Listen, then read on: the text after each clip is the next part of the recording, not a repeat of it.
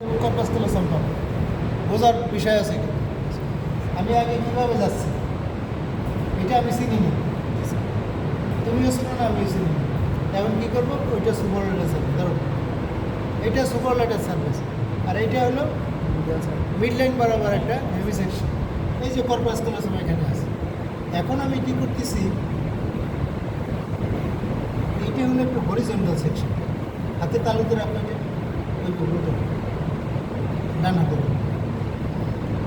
এটা হলো right heavy সেকশনের একটা হরিজন্টাল সেকশন, আপার হরিজন্টাল। এটা আপার, কিন্তু লোয়ার না। আপার করলাম কেন, এই সার্ভিসটা এখানে আছে, তাহলে উপরের দিকে এই যে সেকশনটা আমি করলাম, এটা হেভি সেকশন ঠিক আছে, কিন্তু হেভি সেকশনের আবার আপার horizontal section.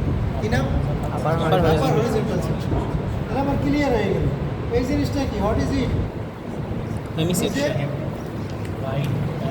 upper horizontal section of the right cerebral hemisphere, ঠিক আছে? এটা দেখে দেখে বললাম। আর যদি নিচের অংশ থাকতে তাহলে লোয়ার হরিজন্টাল সেকশন। এখন আমরা এটা দেখব,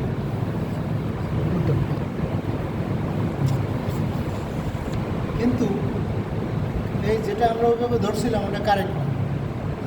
এদিকটা সামনে, এদিকটা পিছনে, বুঝবা কেন? সেটাই তো বোঝার, আমি দেখেই তো বললাম না। সেরিবেলাম পাইছিও কেন? না, ও বোঝা হবে না।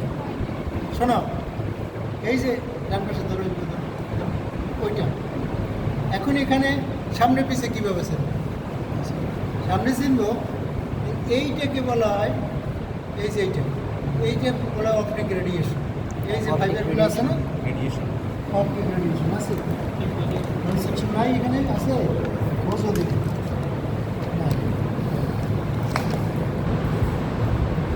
যে কত টিপিক্যালি নাই। তো এইটা হলো তোমার ইন্টারনাল ক্যাপসুল, এইটা এটা বিশেপ। এই যে ল্যাটারাল ল্যান্টিফর্ম নিউক্লিয়াস, এইটা অ্যান্টেরিয়ার লিম্ব।